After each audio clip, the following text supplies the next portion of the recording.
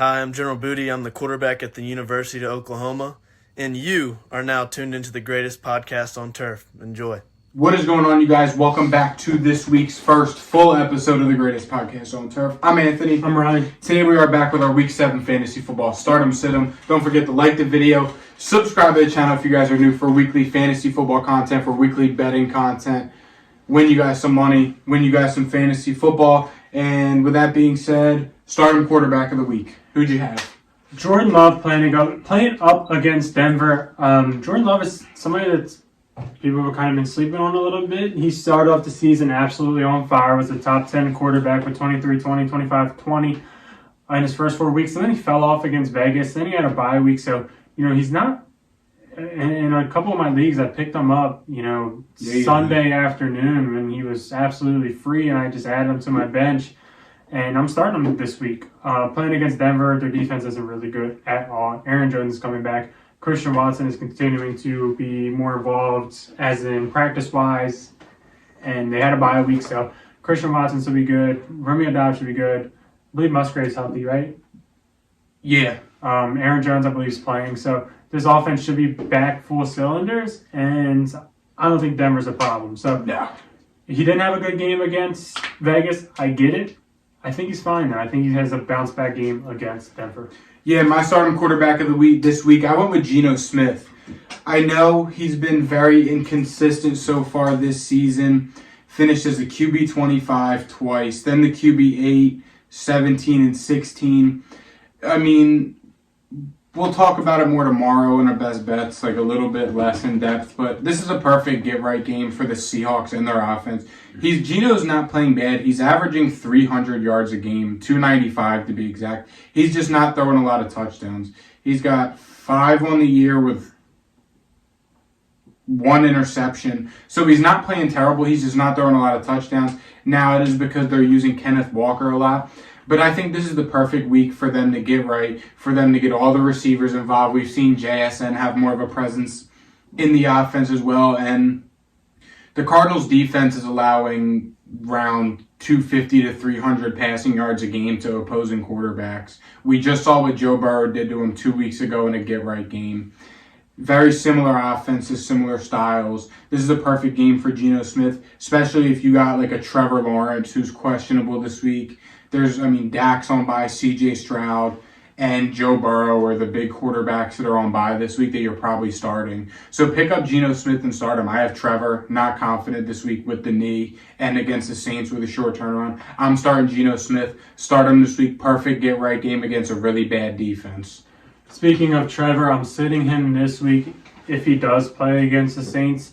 He's questionable right now, and even if he does play, even if he was 100% healthy, it feels like he's not going to get you the fantasy points that you want. His highest points this year is 18, and most of his games have been around the 15-point range, which isn't terrible, but it's not what you want as your quarterback one, as the guy that you drafted early. And playing against New Orleans, a good defense with the knee on top of that, it just doesn't feel like – I just don't see how he can have more than 15 points, which is what he's done healthy. So I'm sitting Trevor Lawrence this week. Yeah, and I really kicked the dog with my sit-em quarterback this week, and it's Kirk Cousins. He's been okay. Finishes a QB9, QB2, and QB4 the first 3 weeks. Then against Carolina, QB22, QB10 against Kansas City, and last week against Chicago, scored 8 fantasy points and finishes QB24. I put it like this. Last week we saw the San Francisco 49ers lose to the Cleveland Browns. What was the biggest part of that Cleveland Browns win? The run game. They got Kareem Hunt and Jerome Ford going. The Vikings just don't have that. Yeah, they have a good O-line, but they haven't been able to get the run game going at all. We really haven't seen them get the run game going especially against some of these defenses that aren't good against the run, like the Chargers, like Chicago last week. It just really hasn't been really smooth sailing for the Vikings in their run game. And yeah, Kirk Cousins, he's going to throw the ball a lot because he has to, especially against the Niners, but he don't have his best weapon. We saw him get completely shut down last week, and their offense get shut down this week by the Bears, who suck. So what are the 49ers with one of the, if not the best defense in football, going to do to Kirk Cousins? Shut him down. They're not going to be able to get the run game going because they really haven't at all. I'm not going to sit here and act like Jordan Addison and KJ Osborne are going to take the top off the Niners defense. They know what they're prepping for. It's simple as that. Don't start Kirk Cousins this week. Jumping over to the running back side, first guy I'd like to mention is Aaron Jones against Denver for a lot of the same reasons as Jordan Love. Denver's defense is really bad, especially against the run. They've allowed basically everybody to carve them up, and whatever running back for the Packers starts this week will do the same. If Aaron Jones doesn't play, I would put A.J. Dillon as a start. Obviously less quality than Aaron Jones, but I think he still has a pretty decent fantasy day of 14 or so. And that's something he hasn't done, I don't think, this season. So don't take that lightly. But if you're dealing with, Tony Pollard who's on bye, or you have David Montgomery who's hurt, or Kyron Williams who's hurt, or James Conner who's hurt, I think the Packers running backs are a pretty decent place to go, because if it's not Aaron Jones, then it's probably going to be A.J. Dillon, and they're against the worst rushing defense in football. Yeah, starting running back this week, my first one, Ramondre Stevenson of the Patriots. He's been very inconsistent this year. He had his best week last week, finished as the RB8. The big thing, though, is for me, he had 6 targets, tied a season high in targets. It seems like what we're seeing, we know Mac Jones is on a very thin leash. We saw the Patriots throw the ball a lot to running back. Zeke broke off a 72-yard touchdown catch, but it got called back because of holding. But they threw the ball to the running backs a lot. Zeke and Ramondre were both involved. Ramondre had the more rushing attempts and scored the rushing touchdown, so that helped him, obviously. But they're playing against a Bills defense that has been killed with injuries this season so far. And we just kind of saw what Saquon did to him in the second half. Giants were literally running the same power guard trap, and it was working. They were gashing him on the run, and I think the Patriots are going to come out here and try and just keep utilizing the run game, keep utilizing the running backs, keep throwing the ball to him, and that's Ramondre Stevenson. That's where he thrived last year, running the ball and catching passes. I think the Patriots are really going to try and simplify this offense to win some games and get their most use out of Mac Jones so they don't have to bench him. So start Ramondre Stevenson. He's also a player that you should buy on. I mean, if you're watching this now, go make a trade for him. He has a very good schedule in terms of defenses that they play coming up for the rest of the season. On Sleeper, there's only 1 red and 2 orange left and a lot of green. Go trade for Ramondre Stevenson and definitely start him this week. Next running back is the guy that's on our stardom list basically every single week, because he's on the fringe of must start and sit. And he's on people's benches in some leagues. Isaiah Pacheco against against the Chargers. Basically, the Chargers defense isn't much, in my opinion. Tony Pollard had a pretty decent day Monday against the Chargers, and I think Isaiah Pacheco can kind of copy that. Chargers' run defense isn't the best, and in my opinion, I feel like there has to be a touchdown here. There wasn't one last week against Denver. That game was weird, and I don't know, it was just weird. So I think against the Chargers, a team that's a little bit more respectable, you can say, I think that the Chiefs are going to have to score a pretty good amount of points, more than they had to score against Denver. And I think Isaiah Pacheco reaps the benefits of that. He has 3 touchdowns on the year, and I think that number will continue to grow starting this week against Chargers. And then he plays Denver again, so fires me up. Then he plays Miami. So the next 3 weeks, fire him up. Buy him up. My next stardom running back, or running backs, as I should say, the Cleveland Browns running backs.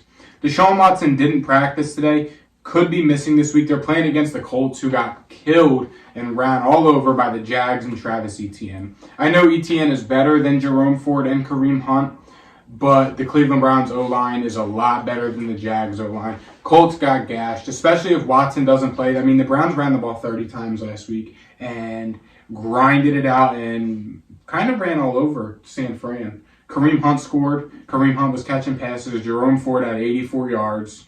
10 points, was also involved in the passing game. I think you can start either of these running backs this week and see success. to see success against Indianapolis, who is in a very, very weird spot right now. Aunt Rich is scheduled season-ending shoulder surgery. They're in the market for Marvin Harrison Jr. now. So I leave it at that. Start the Browns running backs this week. They're going to have success versus the Colts. Yeah, I think Kareem Hunt could be a potential buy low target too. Oh, I grabbed them off waivers in 2 leagues. Nice. Jumping over to the sit side at the running back position, first guy I'd like to mention is Rachaad White going up against Atlanta. Atlanta has a pretty tough rush defense in general.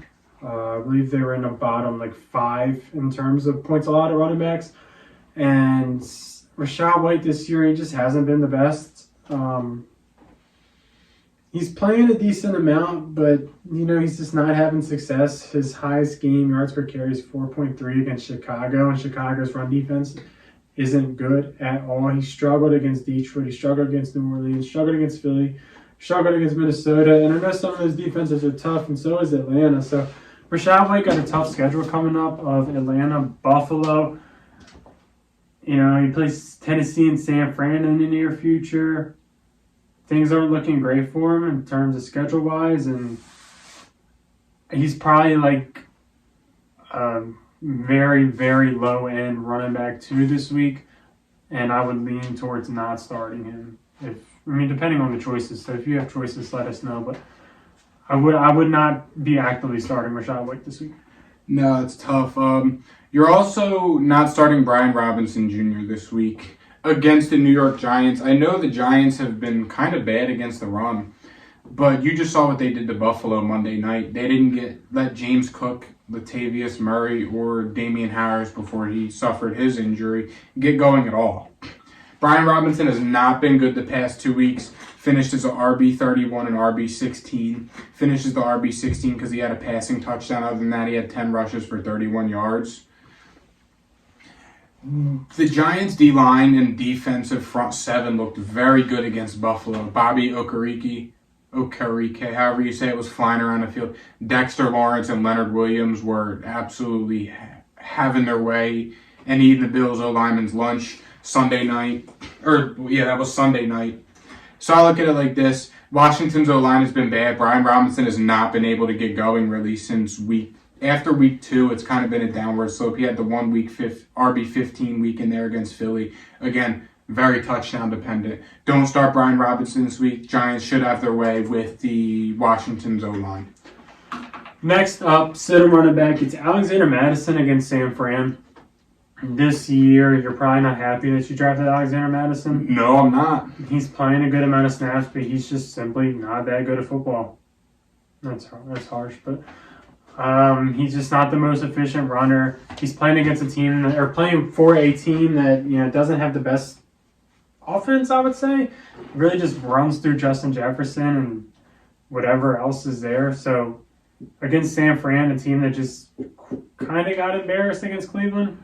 Not embarrassed, a little bit. They got outplayed. Their feelings got hurt, and they're going to be pissed off. So I would not start Alexander Madison by any means necessary. If you can avoid Alexander Madison, you should 100,000% avoid him this week.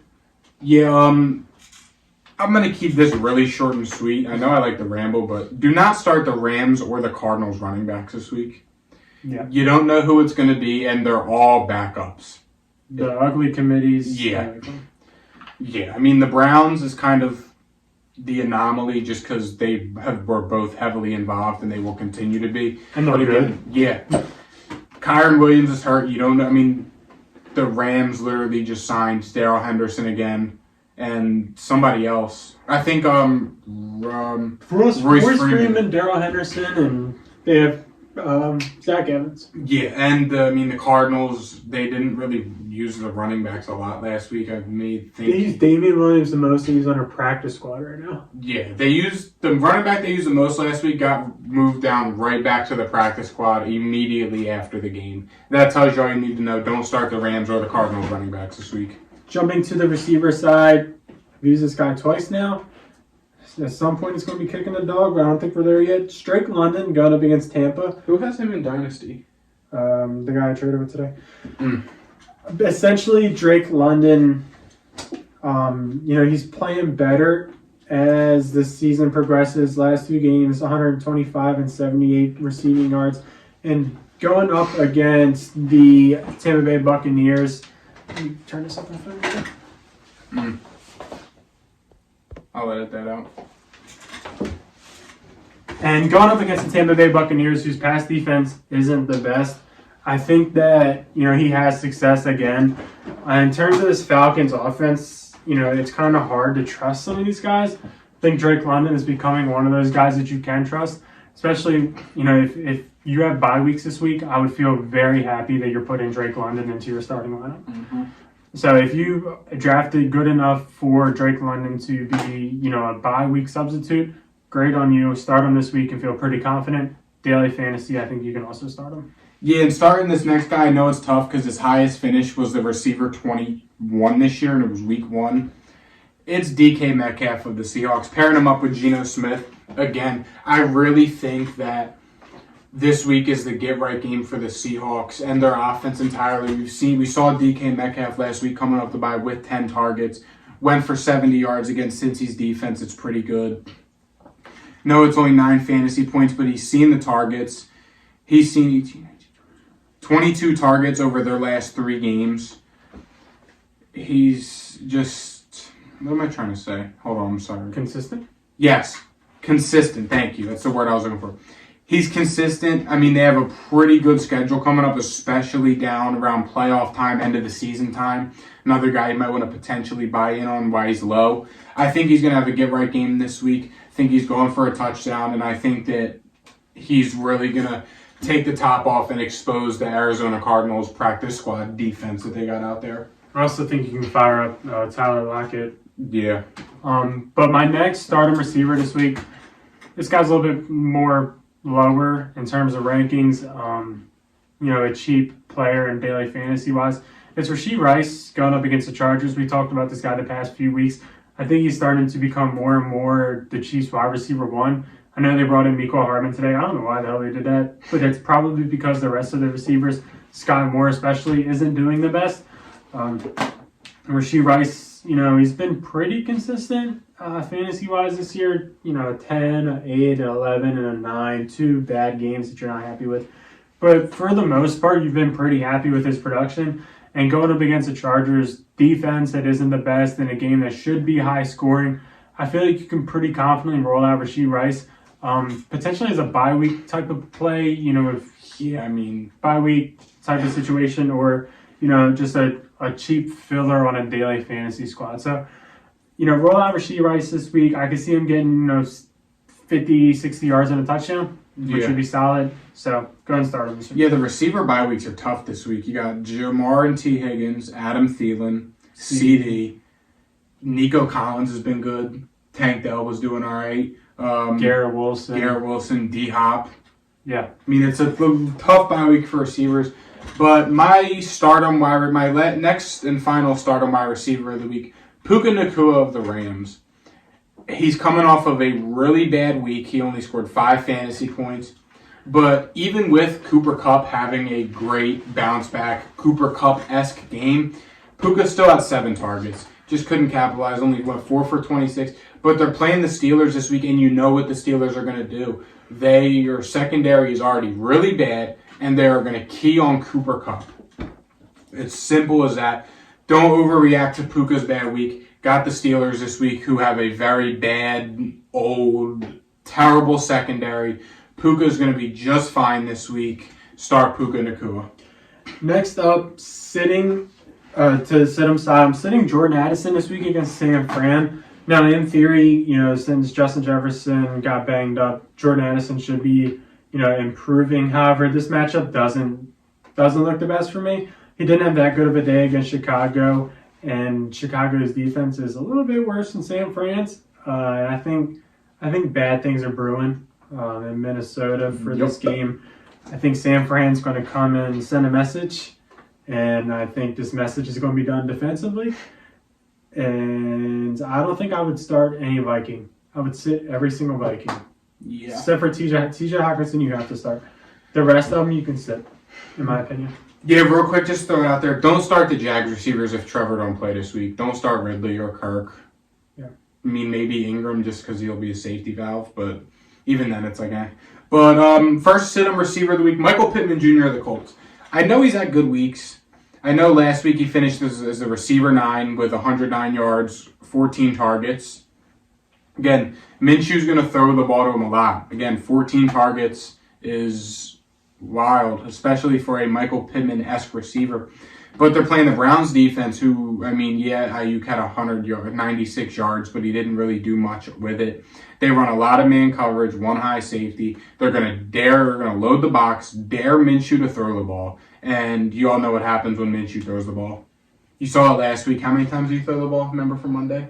Probably 50. Threw the ball 40 to 50 times, and they got blown out.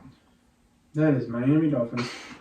Just to give a correct number. 55. Threw the ball 55 times and they got blown out. That's exactly what Cleveland's going to do. They're going to load the box, dare them to throw the ball, let their man cover press corners eat, and he will probably draw the Denzel Ward matchup more than a lot of the time. So sit Michael Pittman Jr. this week. My final sit-em receiver, this is a guy that I'm starting to feel bad about putting him on a sit-em list because he's been I feel like a weekly member. Jerry Jeudy, has he been on your? I feel like he's been on your list like the past 3 weeks. I want to see how many times I have him in this document listed as a sit-em. Okay, I have him twice. That ain't bad. Maybe I just did his last name wrong. Only twice. Wow. Look at me. I thought I said his name every single week. Just keep kicking a dog. Yep, going into this is only second time I'm doing it. Jerry Jeudy against Green Bay. I don't know what's going on in Denver, but I feel like they need to clean house, essentially, kind of start back over. Yep. We've said they need to keep Nick Benito. Yep. Or send him to Dallas, whatever they want to do. And I just don't trust this offense. I don't trust Jerry Jeudy. There's a lot of shit going on. We saw the thing that happened with Steve Smith. And yeah. I'm not on anybody. I'm probably on the Jerry Jeudy side more than Steve Smith's side in that regard. But analysts have been terrible and brutal this year, dog. Mike is calling them out too for the same thing that I've been talking about, how they bash the Cowboys. Yeah, exactly. It's just annoying. Psych. But yeah, sit Jerry Jeudy this week. And to finish off the dog kicking, sit DJ Moore. You're not going to sit here and convince me that Nathan Peterman or It's Bagnett, dude. Tyson Bagnett are going to throw the ball around a yard, let alone throw a deep ball to DJ Moore. You remember what college he's from after we brought it up the other day? Bagnett? Shepherd. Nice. But yeah, I mean, he might get the targets just because he's the receiver one, but I fucking doubt it. Sit DJ Moore. Thank you guys for watching, and we'll see you guys next time. See ya. Peace.